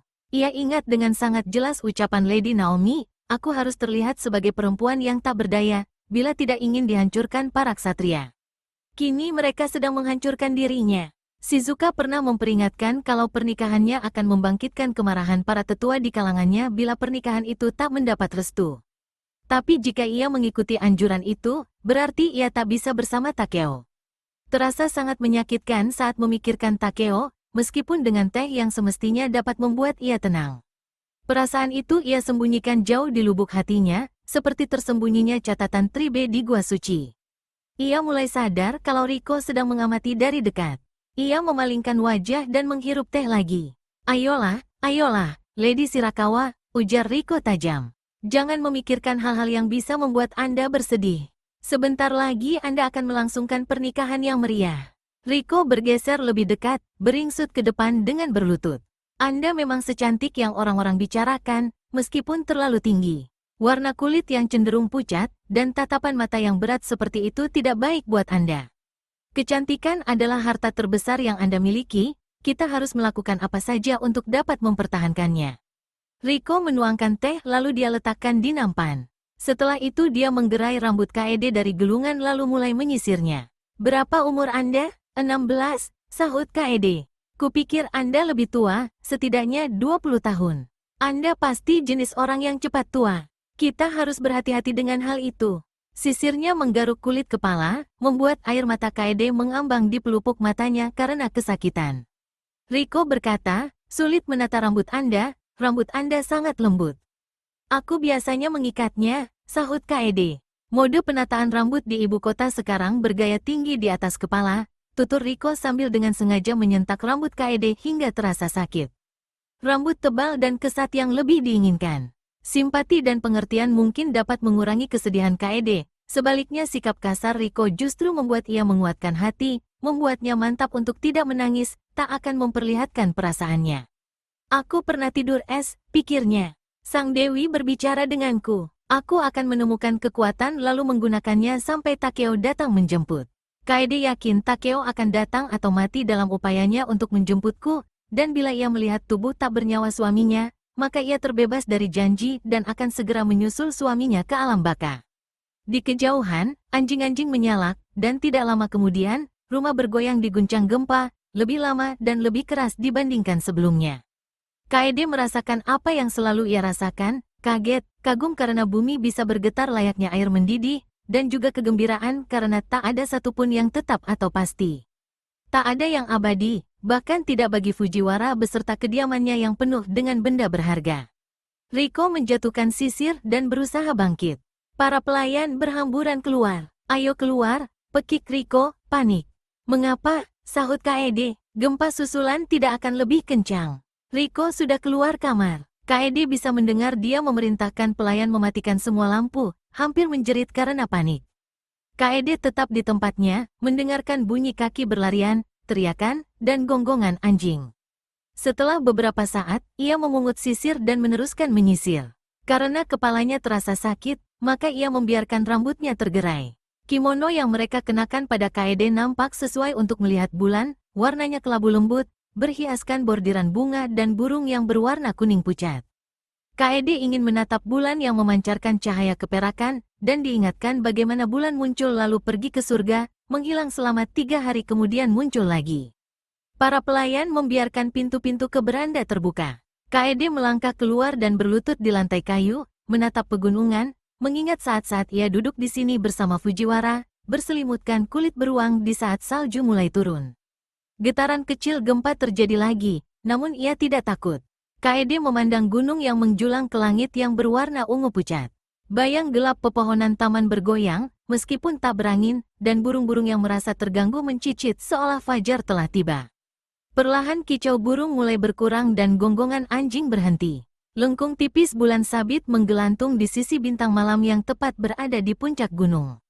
Kaede memejamkan mata, tercium wewangian Fujiwara sebelum Kaede sempat mendengar kedatangannya. Lalu telinganya menangkap bunyi langkah kaki, gemerisik kain sutra. Kaede membuka mata. Lord Fujiwara berdiri beberapa kaki jauhnya, menatap dengan penuh perhatian, tatapan mata penuh ketamakan yang Kaede tahu dengan baik. Lady Shirakawa, Lord Fujiwara. Kaede balas menatap, lebih lama dari yang seharusnya, sebelum perlahan-lahan menunduk hingga alisnya menyentuh lantai. Lord Fujiwara melangkah masuk ke beranda, diikuti Mamoru yang membawa karpet dan bantal. Setelah Fujiwara duduk, dia lalu meminta Kaede bangkit. Fujiwara meraih lalu menyentuh jubah sutra. Memang sudah sepantasnya, aku sudah menduga hal itu akan terjadi. Kau membuat Murita cukup kaget waktu kau tiba dengan menunggang kuda. Dia hampir saja, tanpa sengaja, menombakmu. Kaede merasa seperti hendak pingsan karena amarah yang tiba-tiba meledak. Haruskah Fujiwara menyinggung hal itu dengan santai, menganggap pembunuhan terhadap pasukannya, juga Amano yang ia kenal sejak kecil, hanyalah lelucon. Beraninya kau lakukan itu padaku, sahut Kaede, dan mendengar Mamoru menarik napas karena kaget. 3 bulan lalu aku telah menikah dengan Otori Takeo di Terayama. Suamiku akan menghukummu. Kaede berhenti bicara, berusaha mengendalikan diri. Kupikir kita akan menikmati indahnya bulan sebelum berbincang-bincang, sahut Fujiwara, tanpa menunjukkan reaksi atas ucapan Kaede yang menghina. Di mana pelayan perempuanmu? Mengapa kau kemari sendirian? Mereka semua lari ketakutan di saat gempa, sahut Kaede pendek. Tidakkah kau takut? Aku tidak takut pada apapun. Anda telah melakukan hal terburuk yang bisa orang lain lakukan padaku. Tampaknya kita sudah berbincang-bincang sekarang, sahutnya. Mamoru, bawakan sake lalu pastikan kami tidak diganggu. Fujiwara menatap bulan dengan tenang tanpa bicara sepatah kata pun sampai Mamoru datang lagi. Saat anak muda itu menghilang di kegelapan, Fujiwara memberi tanda pada Kaede untuk menuangkan sake. Dia minum lalu berkata, pernikahanmu dengan orang yang menyebut dirinya Otori telah diabaikan. Pernikahan itu tidak direstui sehingga dinyatakan tidak sah. Tidak sah menurut siapa? Lord Arai, pengawal seniormu, Soji, dan aku. Klan Otori tidak lagi mengakui Takeo dan telah mengumumkan kalau pengakuannya tidak sah. Sesuai pandangan yang berlaku, seharusnya kau dihukum mati atas ketidakpatuhan dirimu pada Arai dan ketidaksetiaanmu padaku, terutama atas keterlibatanmu dalam kematian Iida yang sudah tersebar luas. Kau telah berjanji untuk tidak mengatakan rahasiaku pada orang lain, ujar Kaede. Kupikir perjanjiannya adalah kita akan menikah. Kaede tak menjawab, perkataan Fujiwara membuat ia takut. Kaede sadar sepenuhnya bila ia bertingkah, Fujiwara bisa langsung memberi perintah hukuman mati. Tak akan ada yang punya nyali untuk tidak mematuhi perintah, atau mengkritiknya setelah melakukannya. Fujiwara melanjutkan, kau menyadari rasa hormatku padamu. Aku telah membuat semacam transaksi dengan Arai. Dia setuju membiarkanmu hidup, jika aku menikahi serta mengasingkanmu. Aku akan mendukung tujuannya pada Kaisar suatu saat. Sebagai balasannya, adik-adikmu aku kirim kepadanya. Anda menyerahkan mereka pada Arai? Mereka ada di Inuyama? Kurasa sudah biasa menyerahkan perempuan sebagai tawanan, sahutnya. Lagi pula Arai sangat gusar saat kau menahan keponakan Akita sebagai sandera. Sebenarnya itu bisa menjadi langkah yang bagus, tapi kau telah menghancurkan semuanya ketika bertindak gegabah di musim semi. Akhirnya yang kau dapatkan hanyalah kemarahan Arai dan para pengawal seniornya. Arai adalah junjunganmu. Sungguh tindakan yang bodoh dengan memperlakukan dia sedemikian buruk. Kini aku yakin Soji telah berkhianat, ujar Kaede sengit. Keponakan Akita seharusnya tidak boleh pulang. Clan Otori, Brilliance of the Moon. Karya Lian Han. Bagian 12. Kau tidak boleh kasar pada Soji. Suara Fujiwara kedengaran halus dan lembut. Dia hanya melakukan apa yang benar untukmu dan keluargamu. Sama seperti kami semua, aku ingin pernikahan kita segera dilangsungkan, mungkin sebelum akhir minggu ini. Riko akan mengajarimu cara berpakaian dan juga tata krama. Rasa putus asa menyelimuti Kaede seperti jaring pemburu yang berhasil menjaring bebek liar. Semua laki-laki yang menginginkan diriku sudah mati kecuali suamiku yang sah, Lord Otori Takeo. Tidakkah kau takut? Menurut kabar yang tersiar, hanya laki-laki yang berhasrat padamu yang mati, sedangkan aku tidak memiliki hasrat pada dirimu. Aku tidak ingin punya anak lagi. Pernikahan ini hanya untuk menyelamatkanmu. Pernikahan ini hanya sebatas status. Fujiwara minum lagi lalu menaruh mangkuknya di lantai. Sudah sepantasnya kau berterima kasih padaku. Aku hanya akan menjadi benda berharga seperti yang Anda miliki. Lady Shirakawa, kau salah satu dari sedikit orang yang telah kuperlihatkan harta bendaku, satu-satunya perempuan. Kau tahu bagaimana aku ingin menjauhkan hartaku yang berharga dari mata dunia, disimpan, disembunyikan. Hati Kaede bergetar. Ia terdiam 1000 bahasa. Dan jangan pikir Takeo akan datang menyelamatkanmu. Arai memutuskan untuk menghukumnya. Dia sedang melancarkan operasi militer untuk menentang suamimu saat ini. Wilayah Maruyama dan Shirakawa akan diambil alih atas namamu kemudian diberikan kepadaku sebagai suamimu. Fujiwara menatap lekat seakan ingin meneguk setiap tetes penderitaan Kaede. Hasratnya padamu telah menghancurkan dirinya. Takeo bisa dipastikan mati sebelum musim dingin tiba. Kaede telah mengamati Lord Fujiwara selama musim dingin lalu dan mengenal ekspresi di wajahnya. Fujiwara selalu berpikir kalau dia orang yang selalu tenang, selalu bisa mengendalikan diri dengan sempurna, tapi Kaede dapat membaca ekspresi bangsawan itu. Kaede mendengar nada bengis dalam suaranya, serta merasakan betapa lidah bangsawan itu menikmati setiap ucapan menghina yang keluar dari mulutnya. Ia dengar itu saat Fujiwara menyebut nama Takeo. Kaede telah menduga Fujiwara hampir gila karena Takeo saat ia memberitahukan rahasianya di saat gundukan salju meninggi. Kaede pernah melihat pancaran hasrat di mata orang ini, bibirnya yang mengendur, bagaimana lidahnya naik ketika menyebut nama itu. Kini Kaede sadar kalau Fujiwara menginginkan kematian Takeo, kematian yang akan membuat dia gembira dan terbebas dari obsesinya selama ini. Kaede tidak ragu kalau penderitaan dirinya semakin menambah kepuasan Fujiwara. Saat itu Kaede menyimpulkan dua hal, ia tak akan memperlihatkan perasaannya, dan akan tetap hidup. Ia akan tunduk pada keinginan Fujiwara agar orang itu tidak punya alasan untuk membunuhnya sebelum Takeo datang, tapi ia tak akan membiarkan Fujiwara dan perempuan yang ditugaskannya puas melihat ia menderita. Kaede membiarkan tatapan matanya dipenuhi dengan rasa jijik saat memandang Fujiwara, kemudian mengalihkan pandangannya ke arah bulan. Pernikahan dilangsungkan beberapa hari kemudian. Kaede minum obat ramuan buatan Ishida, bersyukur tidak dapat merasakan apa-apa karena ramuan itu. Ia memutuskan untuk mematikan perasaannya, layaknya es, mengingat berapa lama waktu berlalu sejak tatapan Takeo membuat ia tertidur pulas. Ia tidak menyalahkan Ishida atau Mamoru karena turut ambil bagian dalam penculikannya, sebab ia mengerti mereka terikat oleh aturan yang sama kakunya seperti dirinya. Tapi ia bersumpah, Murita harus membayar karena telah membunuh anak buahnya dan Raku. Ia pun mulai membenci Riko. Kaede memperhatikan dirinya menjalani semua ritual seakan dirinya hanyalah boneka yang dikendalikan dari balik panggung. Keluarganya diwakilkan Soji dan dua pengawal senior, salah satunya ia kenal sebagai saudara Hirogawa, orang yang telah Kondo bunuh atas perintahnya karena menolak memberi janji setia di hari kematian ayahnya. Seharusnya aku bunuh seluruh keluarganya, pikir Kaede getir. Ternyata aku membiarkan mereka hidup hanya untuk menambah jumlah musuhku. Juga hadir beberapa bangsawan lain yang menurut perkiraannya pasti utusan Arai. Mereka tidak mengenalnya dan ia juga tidak diberitahu nama mereka. Hal itu membuat KED menyadari posisinya, bukan lagi pemimpin klan, sekutu dan memiliki kedudukan yang sama seperti suaminya, tapi hanya istri kedua dari seorang bangsawan, tanpa kehidupan yang dapat ia jalani sesuai keinginannya, hanya menuruti apa yang diatur suaminya. Upacara berlangsung jauh lebih mewah dibandingkan pernikahannya di Terayama. Doa serta puji-pujian seperti tak berkesudahan. Aroma dupa dan gema lonceng membuatnya pusing dan saat harus menjalani ritual menukar 3 mangkuk sake dengan suaminya, KED takut tak sadarkan diri.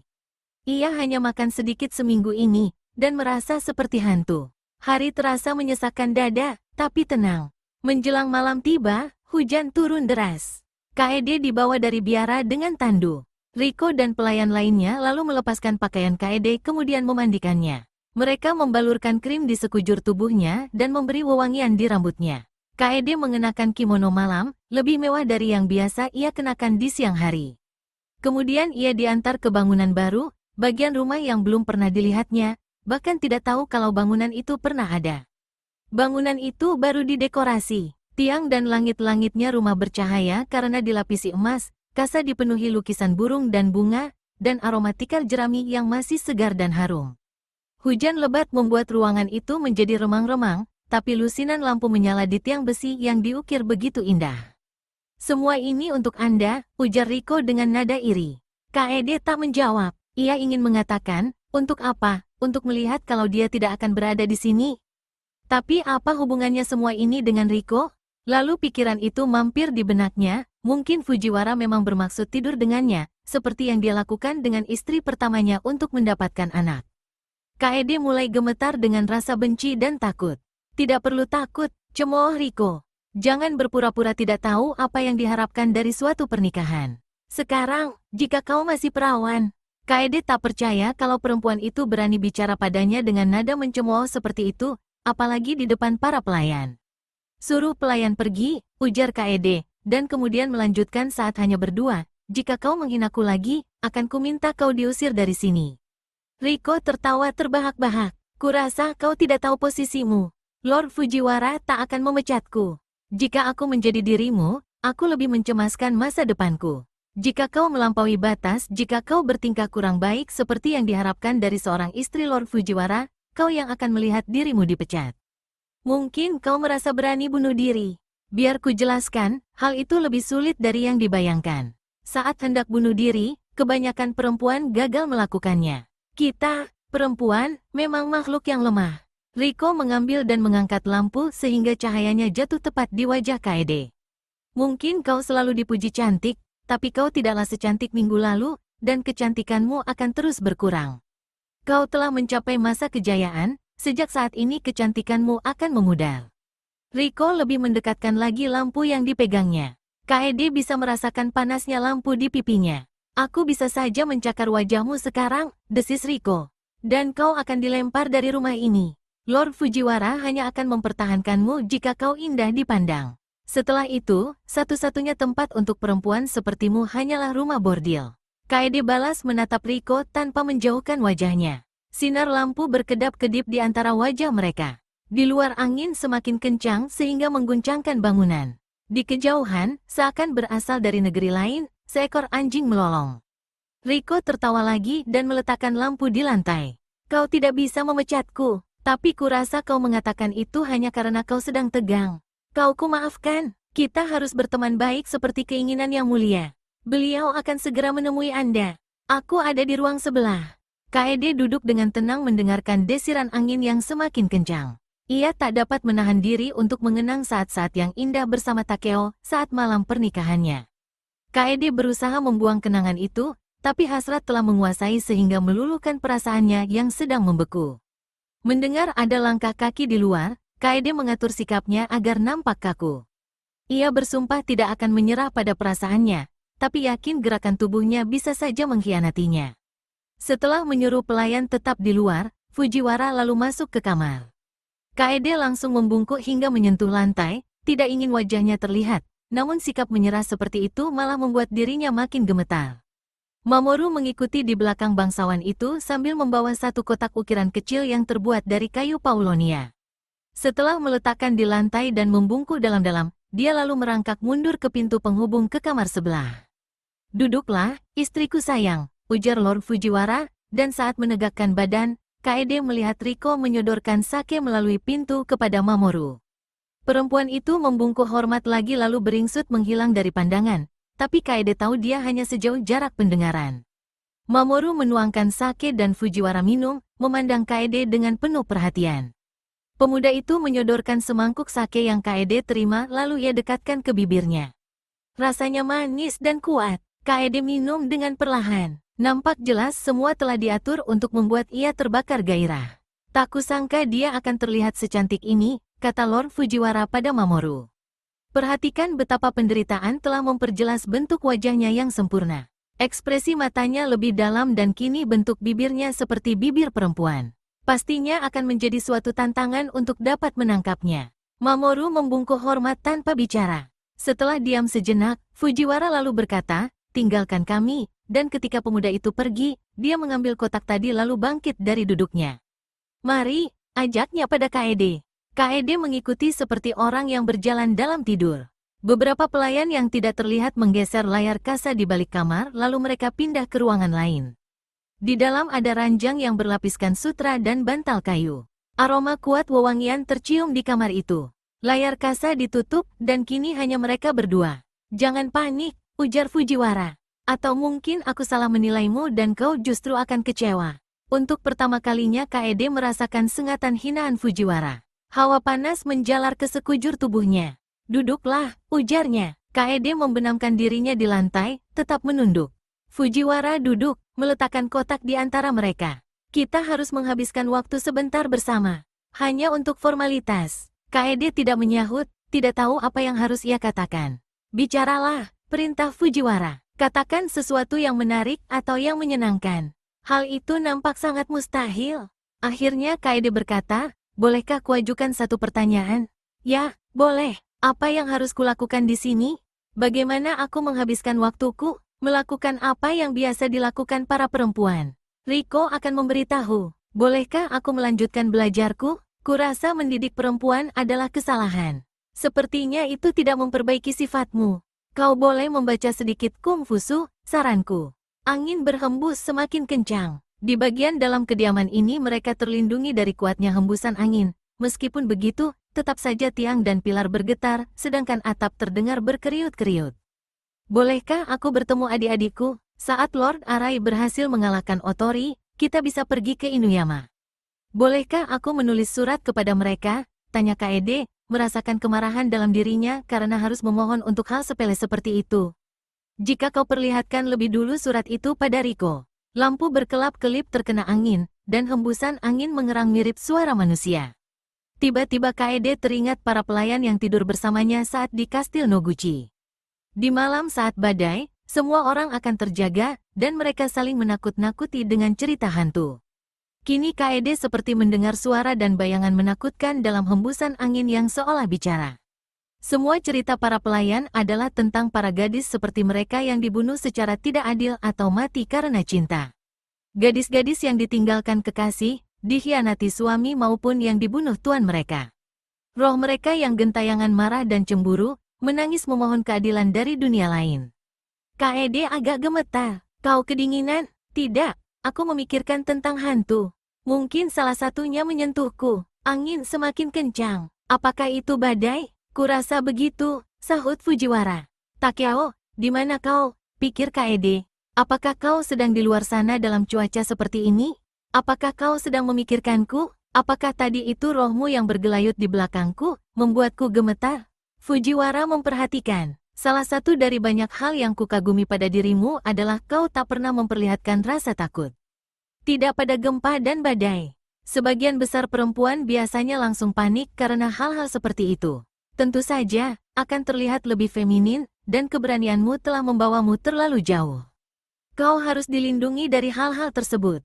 "Dia tidak boleh tahu betapa takutnya aku mendengar berita kematian," pikir Kaede. Bukan hanya takut mendengar berita kematian Takeo, tapi juga Ai dan Hana. "Aku tak boleh memperlihatkan rasa takut." Fujiwara agak membungkuk dan dengan satu jarinya yang panjang dan pucat memberi isyarat kalau Kaede harus melihat isi kotaknya. Ini hadiah pernikahan dariku, ujarnya, membuka penutupnya lalu mengangkat benda yang terbungkus kain sutra. Kurasa kau tidak terbiasa dengan benda antik seperti ini. Beberapa di antaranya benar-benar antik. Aku telah mengoleksinya selama bertahun-tahun. Fujiwara meletakkan benda itu di lantai, di hadapan Kaede. Kau boleh melihatnya setelah aku pergi. Kaede memperhatikan bungkusan itu dengan hati-hati. Nada bicara Fujiwara memperingatkannya kalau orang itu menikmati saat dia menggoda Kaede dengan kata-kata yang tajam. Kaede tak bisa menduga benda apa itu, apakah patung kecil, atau mungkin parfum. Kaede menaikkan pandangannya ke wajah Fujiwara dan melihat senyum tipis menari-nari di bibir bangsawan itu.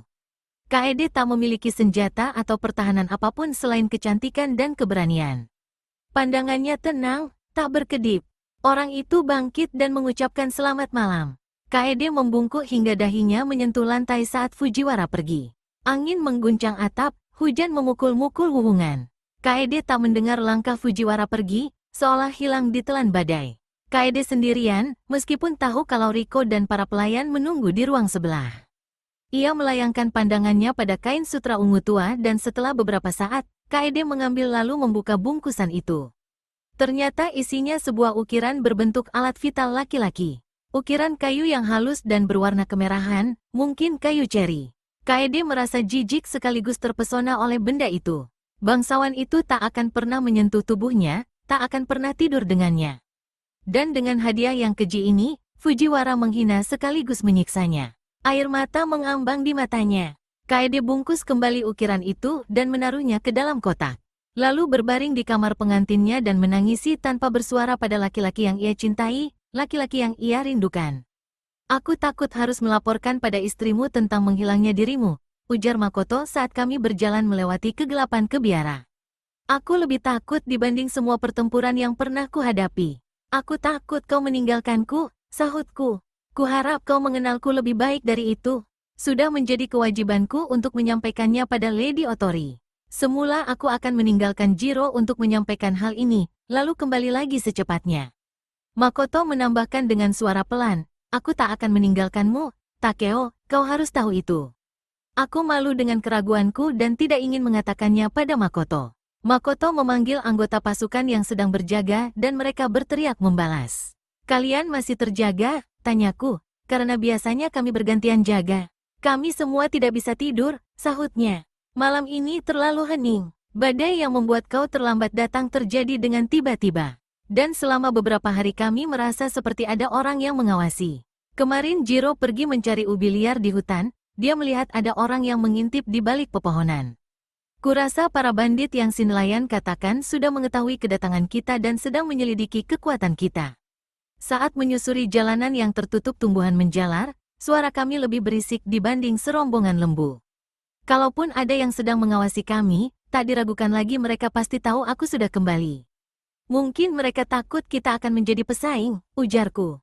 Segera setelah kembali dengan lebih banyak pasukan, kita langsung menyingkirkan mereka. Tapi kita berenam tidak akan sanggup mengalahkan mereka. Kita pergi besok pagi saat matahari terbit dan berharap mereka tidak menyergap kita di perjalanan. Mustahil rasanya mengetahui waktu sekarang atau berapa lama lagi hingga fajar. Bangunan bekas biara dipenuhi bunyi-bunyian aneh, keriat-keriut kayu, gemerisik atap jerami. Seruan burung hantu terdengar sepanjang malam, dan sekali aku mendengar langkah kaki, mungkin anjing liar atau serigala. Aku mencoba tidur tapi benakku dipenuhi orang-orang yang ingin membunuhku. Si nelayan bahkan Ryoma mungkin tanpa sengaja mengatakan tentang kepergianku ke Oshima, dan aku tahu betul kalau mata-mata Tribe ada di mana-mana. Terlepas dari hukuman mati yang mereka jatuhkan padaku, banyak dari mereka yang saat ini hendak membalas dendam atas kematian kerabat mereka. Meskipun di siang hari aku mempercayai kebenaran ramalan itu, namun di malam hari aku gelisah. Tak lama lagi tujuanku akan tercapai, aku tidak tahan berpikir akan mati sebelum berhasil mewujudkan cita-cita. Tapi dengan begitu banyak orang yang memusuhiku, apakah aku sama gilanya dengan Joan yang percaya kalau aku mampu mengalahkan mereka semua? Pasti aku tertidur, karena saat membuka mata, langit sudah kelabu cerah dan burung-burung mulai berkicau. Jiro masih tertidur di sampingku, bernapas panjang dan teratur seperti anak-anak. Aku menyentuh bahunya untuk membangunkan dan dia membuka mata, tersenyum. Lalu seolah kembali dari dunia lain, aku melihat kekecewaan dan kesedihan terpancar di wajahnya. Tadi kau bermimpi? Tanyaku. Ya, aku bertemu kakakku. Aku senang dia masih hidup. Dia memintaku mengikutinya, lalu dia berjalan menjauh ke hutan di belakang rumah kami. Jelas terlihat kalau dia berusaha menguasai perasaannya, lalu bangkit. Kita segera pergi, kan? Aku akan menyiapkan kuda. Aku memikirkan mimpi tentang ibuku dan ingin tahu apa yang ingin para mendiang sampaikan kepada kami. Di bawah sinar pada saat fajar menyingsing, biara itu nampak jauh lebih menakutkan. Tempat ini begitu dingin dan menyeramkan sehingga aku tak sabar untuk segera pergi. Kuda-kuda sudah segar karena telah beberapa hari beristirahat, ini membuat kami bisa melakukan perjalanan dengan cepat. Cuaca masih panas menyengat, dengan awan kelabu serta tak berangin. Aku menoleh ke pantai saat kami melewati jalan menanjak, ingin tahu tentang si nelayan dan anaknya, tapi tak ada tanda-tanda kehidupan dari kumpulan gubuk itu.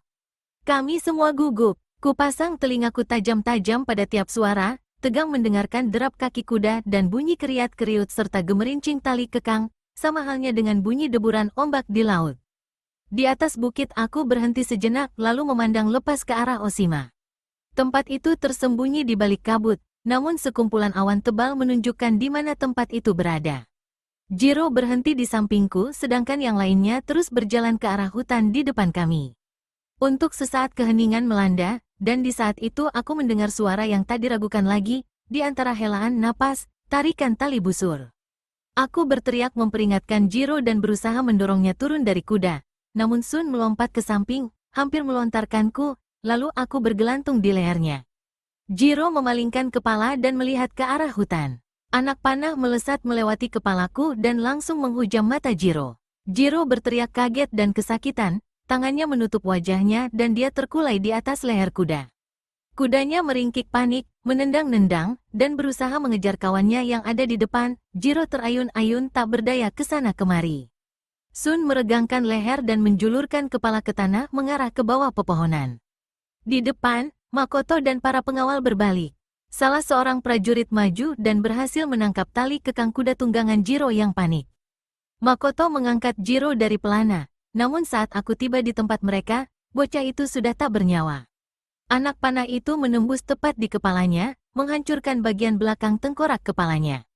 Aku turun dari kuda, mematahkan ujung anak panah, lalu menarik batangnya. Anak panahnya besar dan dihiasi bulu elang. Busur untuk melesatkannya pastilah sangat besar, jenis yang dipakai pemanah jarak jauh. Aku diselimuti kesedihan yang tak tertahankan. Anak panah itu sebenarnya ditujukan padaku. Seandainya aku tak mendengar dan menghindarinya, Jiro pasti tak akan mati. Rasa geram dalam diriku meledak. Akan kubunuh orang itu atau lebih baik aku yang mati? Makoto berbisik, ini pasti penyergapan. Ayo cari tempat berlindung dan kita lihat ada berapa banyak jumlah mereka. Bukan, anak panah ini dibidikkan padaku, bisikku. Ini perbuatan Tribe, tetap di sini, berlindunglah. Aku akan mengejar pelakunya, hanya ada satu paling banyak 2 orang. Aku tak ingin pasukan ikut denganku. Hanya aku yang dapat bergerak tanpa terlihat, hanya aku yang mampu mendekati si pembunuh. Datanglah saat aku memanggil, aku ingin menangkapnya hidup-hidup. Makoto berkata, jika hanya 1 orang, lebih baik kami melanjutkan perjalanan. Berikan topi bajamu, aku akan menunggang Sun. Mungkin kita bisa mengecohnya. Dia akan mengikuti kami sehingga kau bisa menyergapnya. Aku tak tahu sampai seberapa jauh tipuan ini akan berhasil atau seberapa dekat pemanah itu berada. Dia pasti melihat kalau anak panahnya luput. Dia pasti menduga kalau aku mengejarnya. Tapi, bila pasukanku tetap berjalan, setidaknya mereka tak akan menghalangiku. Saat ini si pemanah bisa berada di mana saja di hutan, tapi aku bisa bergerak lebih cepat darinya. Sementara kuda berderap dengan beban di punggung, aku menghilangkan diri lalu berlari menuruni lereng, menyusup di antara pepohonan. Kurasa si pemanah tak akan diam di tempat, dia melesatkan anak panah yang mematikan itu, kurasa dia ke barat daya untuk memotong jalur perjalanan kami, tempat di mana jalannya berbelok kembali ke selatan. Kecuali dia memiliki kemampuan Tribe tingkat tinggi, dia tak akan tahu di mana aku berada. Tak lama kemudian aku mendengar napas orang dan pijakan kaki ringan di tanah yang basah. Aku berhenti dan menahan napas. Dia melewatiku sejauh 10 langkah tanpa menyadari kehadiranku. Ternyata orang itu adalah Kikuta Hajime, pesumo muda dari Matsu yang pernah berlatih bersamaku. Terakhir kali aku melihatnya di padepokan sumo saat aku pergi ke Hagi bersama Akio. Saat itu dia merasa tak akan bertemu denganku lagi. Tapi karena Akio gagal membunuhku sesuai rencana, maka Hajime dikirim untuk membunuhku. Busur raksasa menggantung di bahunya, dia bergerak. Seperti kebanyakan orang bertubuh besar, tetap seimbang berjalan dengan sisi luar telapak kakinya, meskipun dengan berat badan yang melebihi rata-rata orang, gerakannya sigap dan tanpa suara. Hanya aku yang dapat mendengar gerakannya. Kuikuti dia yang menuju ke jalan di mana aku mendengar kuda-kuda berjalan di depan kami, bergerak sigap seolah terbang. Aku bahkan bisa mendengar salah seorang pengawal berteriak pada Makoto untuk berjalan lebih cepat, memanggilnya dengan sebutan Lord Otori, membuat aku menyeringai getir pada tipuan kami. Aku berlari secepat kilat menyusuri lereng lalu turun lagi dan muncul di atas bongkahan batu yang merupakan tempat yang berada lebih tinggi. Hajime menjejakkan kaki dengan mantap di bebatuan dan meraih busur dari bahunya.